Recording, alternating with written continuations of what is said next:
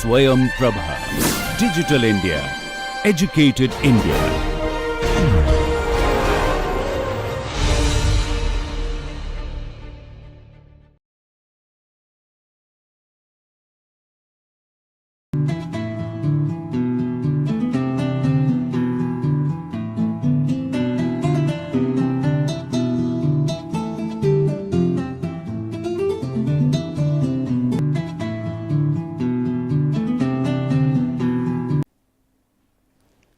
Namaskar. Today we will be discussing the next topic in Salesforce management, which is compensation. So this is lecture 28, which is the third lecture in the sixth module of our course on sales and distribution management. Compensation is something which is always and always a very important criteria by which people join companies, and also something by which companies are able to retain their salespeople.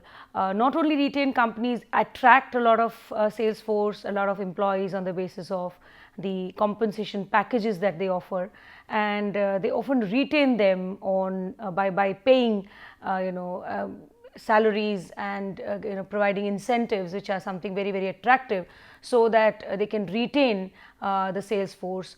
They can also motivate the salespeople and the sales force in their organization. So compensation is something which is a very, very crucial decision which companies must take when they must attract and motivate and retain their employees in any of the departments. And in the sales function, it becomes even more important that a very sound compensation policy is adopted, and very sound compensation packages are designed so that companies can attract efficient sales people, sales force, and they can they would be able to motivate them better, they would be able to retain them better, and the organization would overall benefit from the performance of the motivated sales force. So under this particular topic, we shall be discussing first what is compensation, the meaning of compensation, then strategic policy decisions with respect to compensation, the motivating role of compensation, the requirements of a good compensation plan, devising a good compensation plan, and types of compensation plans. So let us discuss first with what do we mean by compensation. Now compensation is what employees in an organization receive for the services that they provide to a company, and it's a very, very important source of motivation to an extent. The question which is often asked is money an important motivating factor? Well, money has a limited motivating power as a motivating factor, yet it is perceived to be something as very, very important, and it is perceived as something very crucial when people apply for jobs in an organization, or get attracted towards joining an organization, and not only joining, even when it is to continue working for an organization, the compensation is an important factor that every employee keeps in mind. So attracting talent, retaining talent is something which every organization wants, and as I just said, compensation is a very, very vital tool to attract and retain talent in the company, attract and retain efficient and effective salespeople in the company, sales executives in the company. Money is also a very, very important motivating factor, because it helps employees build their career and ensures their relationship with the organization. People would be motivated not only to work hard and perform well, but also motivated to remain a part of the company. They would want to remain a part of the organization for which they are working. Now what are the objectives of a sales compensation plan? Of course, the first objective, as I said, is to attract and retain salespeople, and the more important objective here becomes motivating them towards higher productivity levels, controlling their activities and their performance, so as to be able to derive sales and profits for the organization. So if we ask that is money an important motivating factor, the truth is that money has a limited motivation power as a motivating factor, but yet it is perceived as something which is very, very, very crucial, which very crucial for not only for an organization but for people who join the organization, because when companies design compensation packages, they must also keep in mind the sales that are generated, the revenues, the profits. So companies must be able to afford lucrative packages and compensation packages for their sales force, and that would again depend upon the performance of the sales force in the field. So it becomes more of a vicious circle. Companies would be able to pay only and only when people are performing well, and to encourage people to perform well. Again, money is something which attracts people to work harder, because they feel that if they work harder, they would get higher commissions and higher incentives. So the very objective of designing a very good compensation plan for an organization is to attract and retain sales force, motivate them, control them, and improve productivity levels. So what does compensation include? Compensation basically includes components like the salary, the wages, the bonuses, etc., and can be fixed or variable. Now we will be discussing the fixed and variable parts or components or elements of a salary structure a little later, and we should also be speaking about profit sharing and bonus and fringe benefits as we move along. But when we talk about compensation, it includes both direct and indirect compensation. Direct compensation including the salaries, the incentives, the commissions, the bonuses, and indirect compensation which comes in the form of fringe benefits. So if we actually break up a salary package of a person, what we get is a salary, then we get incentives, which are basically payment by results. It is something which is paid in addition to salaries, and again incentives are something which may be either individual based to keep an individual salesperson motivated, to make him feel rewarded. It could also be group based to make the entire sales team rewarded and to keep them motivated at their workplaces. Apart from that, we have fringe benefits, which are employee benefits like social security schemes, sometimes which are statutory and regulated by law. Sometimes it is something which companies opt for out of their own will. And so you have a provident fund, you have gratuity, you have medical care, you have recreational facilities, club membership facilities, etc., which have become a part of fringe benefits. You also have something which are perks or perquisites. Perquisites could include paid vacations, company cars, again club memberships, furnished accommodation. Now in some cases the club memberships or furnished accommodation or paid vacations becomes again a part of the fringe benefit. In some cases it is they are put into two different heads. One is a fringe benefit, the other is a perquisite or a perk. And then you have non-monetary benefits, which could be promotion, recognition, opportunities for growth and advancement. So you have these different elements or components in a salary, in a salary package or in a compensation package, which starts with salary, which is more of a fixed element, and then you have the variable elements in the form of incentives. Further, you have fringe benefits, perquisites, and non-monetary benefits. We shall be discussing about some of these elements a little later. Now, there are certain strategic policy decisions which need to be made when companies decide on the compensation packages.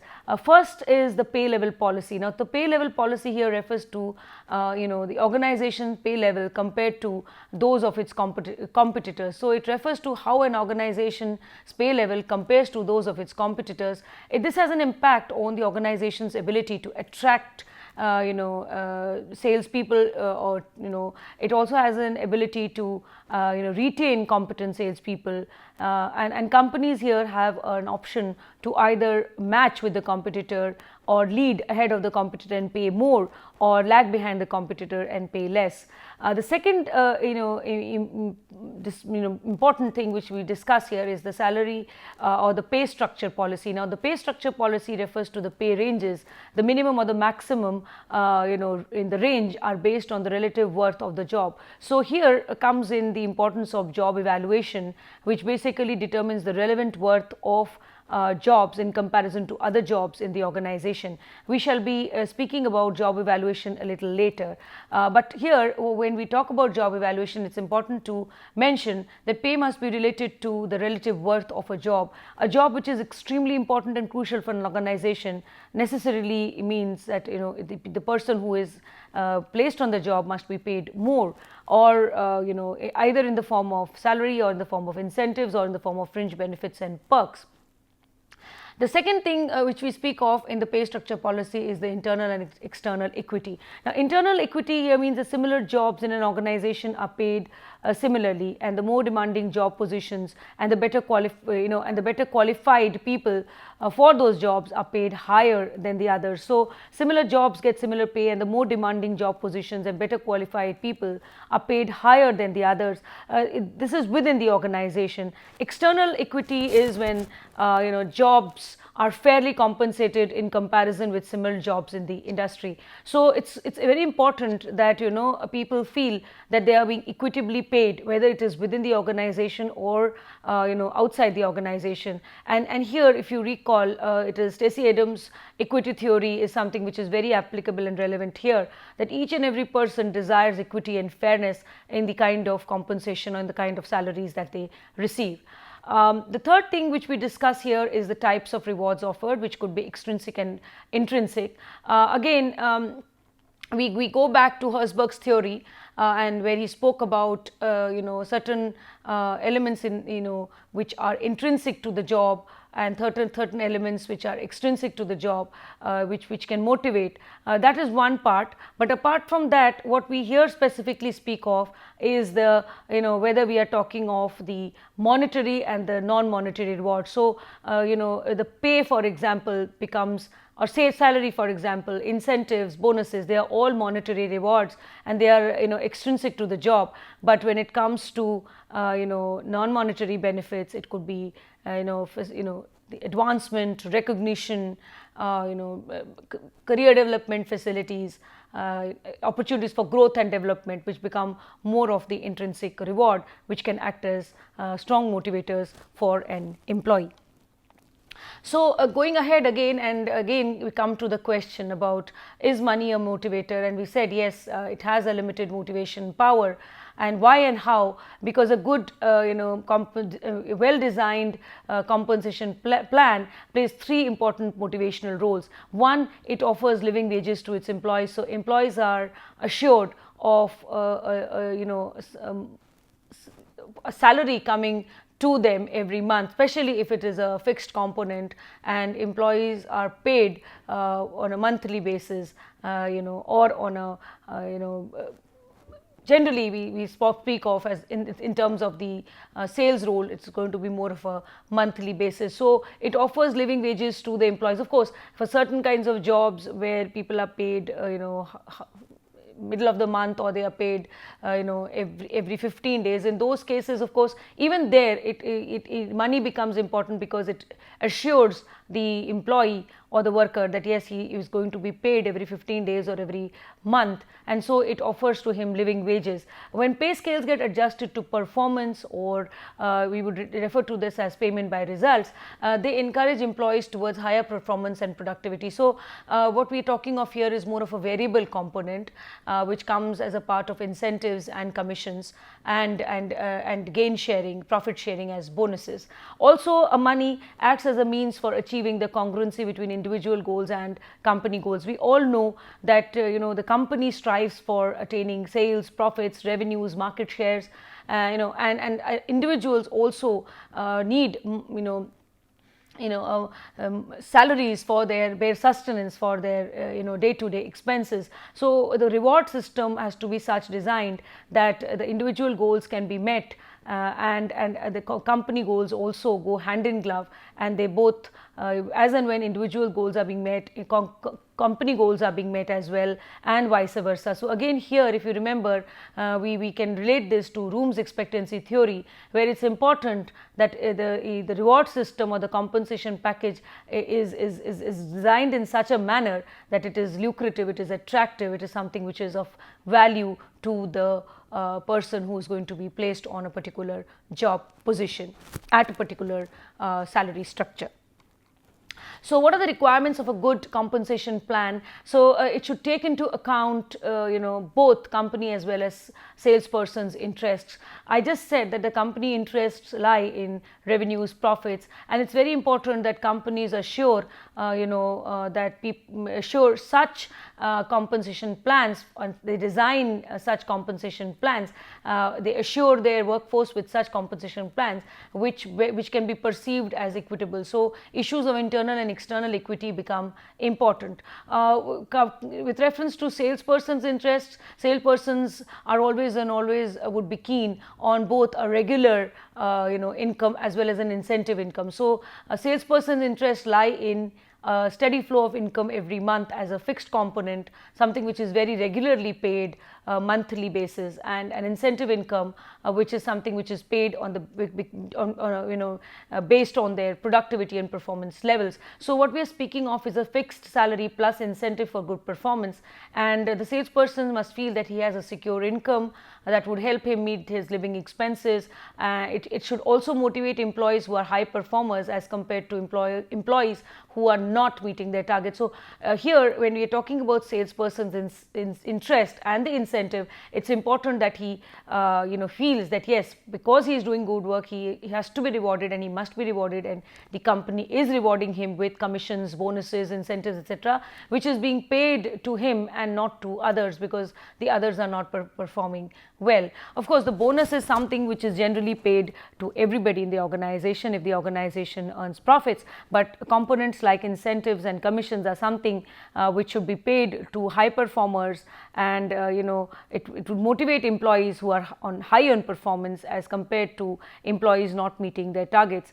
So this is again, so here what we are talking of is that the plan should take care of both the salesperson's interest as well as the company's interest, interest in terms of sales and profits, and then a company has to take into account that it can assure perceived internal and external equity for the sales force. And the salesperson's interest here lies in both a regular flow of income as well as a variable component in the form of incentives and commissions, which will keep him motivated and will feel that yes, because he is a high performer, he is paid more as compared to employees who are not meeting their targets. Also, good compensation plan must be something which helps attain objectives of the organization. As I said, it should address issues of fair and equitable salaries. It should be linked to the salesperson's efforts and performance. It should be fair, practical. It should not be built on unrealistic expectations. Again, based on the nature of the job and the knowledge, skills and abilities required, as well as the industry standards, the compensation package must be designed. So it should be based on factors like the nature of the sales job, the knowledge, skills and abilities required, as well as the industry standards. So industry standards would again here imply the perceived external equity for the salesperson. Also, the compensation plan should be such which is simple to understand and very, very easy to implement. Now, how do you go about devising a good compensation plan? We have these various steps which we will be discussing. So, we start with if you first define the sales job, study the company's general compensation structure, study the compensation patterns in the community and the industry, determine the compensation level, provide for the compensation mix and the elements, and make provisions keeping in mind the unusual needs and problems faced by the company, consult the existing sales force, prepare the tentative plan, pre-test it, revise the plan if required, and implement the plan and follow up. So these are the various stages which would help develop a good compensation plan. Let us discuss these stages one by one. The first important thing here is to define the sales job. So, here when we define the sales job, what we are typically speaking of is the job description. A well written job description serves as an effective means for defining jobs, provided that they offer a realistic view of what the salesperson is supposed to be doing. Separate job descriptions must be prepared for different sales jobs and positions, and in case there are no sales descriptions, the first thing that the company must do is to prepare a job description. As no two job roles are alike, they will call for different pay structures, and it is essential that a job description is done, and it may also have to be followed by a job evaluation when it would come to determining the relevant worth of a job, so that the pay structures can be decided accordingly. This is because no two sales jobs are alike, so they would have to, this would mean different pay structures, and different pay structures again would mean an exercise on job description and job evaluation. The second is study the company's general compensation structure. Now, we all know that people in the sales force or in the marketing and sales team are paid differently than what other people in the organization are paid. Now, while the fixed component may not vary that much, what varies is in terms of the incentives, the commissions, the perks, and the other kind of fringe benefits that the sales team enjoys. So, the broad compensation structure being offered to all the employees in the organization, irrespective of departments across the organization, has to be kept in mind. Else, the people in other departments may feel antagonized. Yet, provisions have to be made for the marketing and sales team. And so, first what we start with is the company's general compensation structure, and then we move on to make special provisions for the marketing and sales force. So, the job evaluation system here helps in determining the relative worth of the job in comparison to other jobs. They would help determine the pay level and the pay structures, and there are 4 different kinds of methods which may be used for job evaluation: simple ranking, classification or grading, point system, and the factor comparison method. So, we first have the simple ranking, where jobs are sorted in terms of their worth, and it is usually done by a few HR people, and salespersons are generally not involved in the process at all. The method is inexpensive. It is something which would be done quicker and with lesser costs, but it is not much reliable. The second method which can be followed for job evaluation is grading, where jobs are classified across various groups with respect to the responsibilities that one would have to take, the skills required, the supervision required, etc. And so, the sales executive here would classify these jobs across various grades, and this information would be later used by the company for determining the pay structure. The third is a point system, one of the most extensively used methods for job evaluation. The various elements in a job are defined in terms of the physical skills required, the mental skills required, the abilities, the educational requirements, personality trait requirements, etc., and as well as the responsibility, supervision, and all these factors are assigned minimum or maximum points, and the relative importance of these factors is determined, which are then allotted to various compensation levels. So, the various elements are graded, and points are given to them, and the relative worth of a job is determined. And then we have the factor comparison method, where it is like a point system, but it is more complex. A cross comparison approach is used, and the jobs in this case are evaluated factor by factor, and these are arranged in ranks from the lowest to the highest. So, these are 4 different methods which may be used to assess the relative importance of the job, or the relative worth of the job, or what we refer to as job evaluation. Thereafter, companies must study the compensation pattern in the industry. Now, the compensation for salesperson is never decided in isolation. It is always affected by the supply and demand of trained manpower, or the kind of manpower which would fit into the job role in the industry. So, the compensation level is affected by the supply and demand of trained manpower, or a manpower with necessary KSAs to fill those job requirements in the industry. The supply and demand here would determine whether you need to pay more, or you can be something you can manage with paying just in the at the average levels. So, the management of the company must analyze as to the kind of compensation systems that prevail in the industry, and the average compensation for similar jobs being offered by other companies in the industry, and they must then take another decision to match, to lead, or to lag. And of course, they must also take into account the advantages and disadvantages of each of them, whether you match with the competitors in the industry, or you lead and pay more than other companies in the industry, or you lag and pay less than other people in the industry. So, you have to basically see whether you will match, or you will lead, or you will lag. Now, in case there is an inequity in the pay scale offered by the competitors, there would be a higher probability of attrition by the sales force, who would then leave your organization and go and join the competitors' organization, especially if the competitor is paying more. So, it's very, very essential that the compensation pattern in the industry is analyzed, one, to assess the demand and supply of manpower in the industry, and accordingly determine whether you must pay more to attract the scarce manpower, the scarce trained manpower, or the scarce manpower with the KSAs, required KSAs, or you need to be, you can afford to pay the average what is being paid. And of course, then you must also keep in mind about and decide on whether what the competitors in the industry are paying, and whether you would want to match with them, or lead and pay more, or lag and pay less. Now, thereafter you determine the compensation level. The management must decide on the amount of compensation a salesperson will receive, keeping in mind both the internal and external equity, as well as the knowledge, skills and abilities that a salesperson must possess. Several times there is always a bargaining or a negotiation that takes place between companies and the prospective employees. But it is to be noted here that in case of inequity, salespeople may get demotivated, and especially if they hold similar KSAs and have the same job and responsibilities but are being paid less. So, issues of internal and external equity need to be taken care of, and management must always ensure that no employees are overcompensated or undercompensated. If they are overcompensated, it would mean increase in the cost for the company, and if they are undercompensated, it is again not good in for the company in the long run, because people, the attrition rate will be very, very high, and people will sooner or later leave the organization for greener pastures. Thereafter, the company has to decide on the compensational elements. There are four basic elements that make up a compensation plan.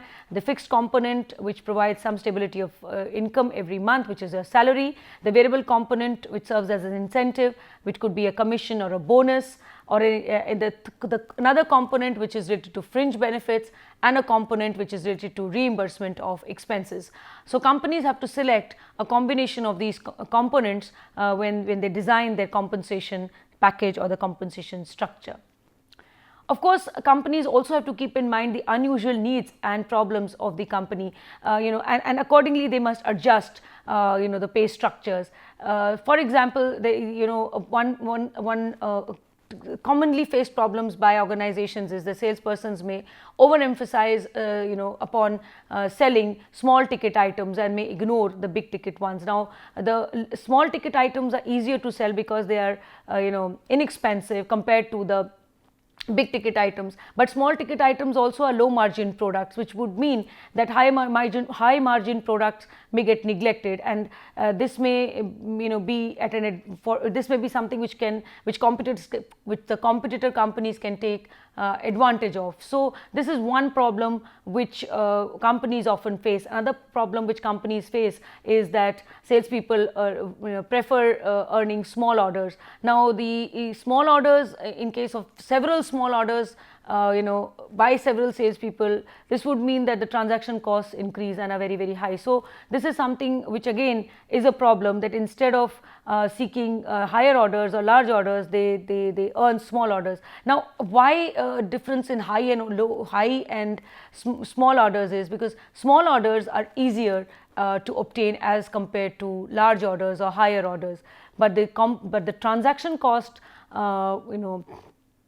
associated with small orders is something which is very, very high as compared to high orders or large orders. Another problem which salespersons which companies face is that the salespersons want to concentrate only on selling activities, and they want to avoid non-selling functions, or non-selling activities, because the selling activities lead to commissions and incentives, and non-selling activities may not give them that opportunity. So, they would want to avoid non-selling activities like follow-up calls on dealers and customers, or promotional activities, etc., as they are not linked to the compensation plan. So, the compensation plan must be designed in such a manner so as to account for such problems and to encourage selling of better balanced orders. High commission rates may be paid for big ticket items and those that have been neglected, and for those who obtain larger orders, more points may be given higher commissions may be given. Points may be allotted for non-selling activities, again to encourage people to concentrate on both selling and non-selling activities, and these points may be later converted into financial and non-financial incentives. So these are things which the people, which the sales executives and the HR team must take into account while they are designing a compensation package for a sales executive and for the sales team. Thereafter, companies consult the existing sales force, they discuss the plan with them, seek suggestions with respect to changes that should be brought about in the compensation plan. They prepare the tentative plan, they pre-test it and they revise it in case there are problems of implementation. Now, a draft compensation plan must be prepared and pre-tested on a small sample so as to cover a very small set of territories, each representing distinct selling situations and challenges, and such a pre-test would help identify weaknesses in the plan and potential problem areas, and the plan must then be revised so that the weaknesses and the deficiencies can be minimized, and then the company would implement the plan and follow up with it. Now, before we close, we will discuss quickly the types of compensation plans. We have 3 different types of compensation plans. One is a straight salary plan, which is the simplest of all, where the salesperson receives a fixed amount of money at regular intervals, and the entire salary is a fixed component. It is not at all performance linked. So, the method is suitable for sales trainees who are new to the job and have not yet started performing well or giving good returns to the company. So in this case, a fixed salary goes to them every month. Of course, as and when they grow, they begin to perform and they begin to earn some experience. Of course, at that time companies must revise and and they must also think of other incentives. But here in this particular case, where the sales trainees have to be paid, the simplest compensation plan, which is the straight salary plan, is something which is very, very suitable. Advantages are the method is easy to use, understand, implement, and it provides a secured income to the sales force, and there is freedom from any kind of financial uncertainties. But the disadvantages are that people may prefer to be average performers than being higher on productivity. They have no motivation, they would have no motivation to work harder, to earn more, so that they can earn incentives. So the method fails to reward outstanding performers or penalize people who are low on performance. So high performance may sooner or later lose interest. High performers may lose interest, and they may lose enthusiasm and motivation.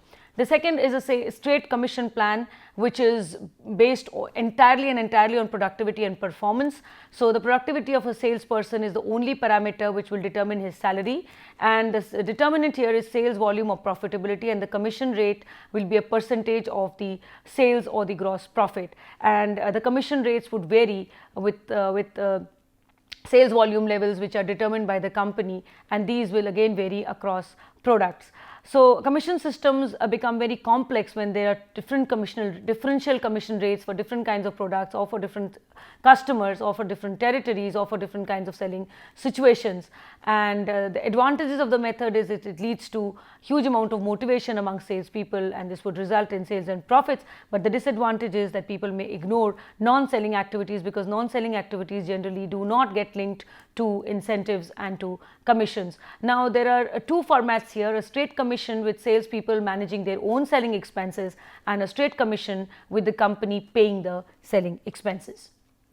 Then we have the combination of salary and incentive plan, which combines both, and there are 4 formats here, which is the salary plus commission, salary plus bonus, salary plus commission plus bonus, and commission plus bonus. Now, bonus here is something which is given to employees as a group, as employees in the organization, when they do something more than what has been desired from them.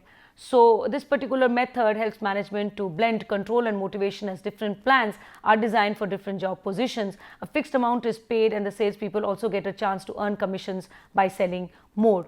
So advantages are that it blends together the advantages of both the salary and the incentive plan, and it assures financial security to the people. It also gives them an opportunity to earn commissions, and which they can supplement their income with, Disadvantages are that the method is highly complex and difficult. It may be difficult to understand and execute. Clerical costs also increase because a lot of records have to be maintained.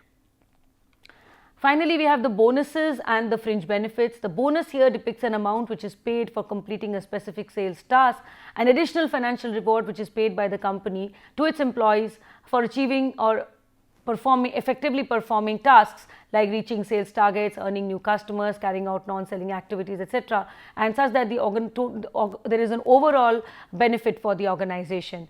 And fringe benefits are benefits which companies use to attract and retain sales force, which may be statutory and law bound, or they may be non-statutory, and these would include social security measures, paid holidays, club membership, medical insurance, children's education, etc.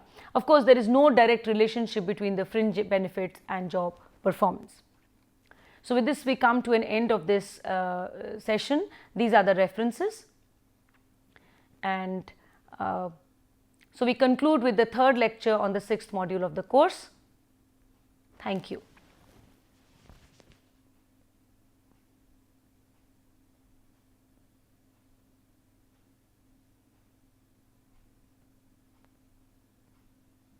Ma'am थोड़ा बैठिए ना.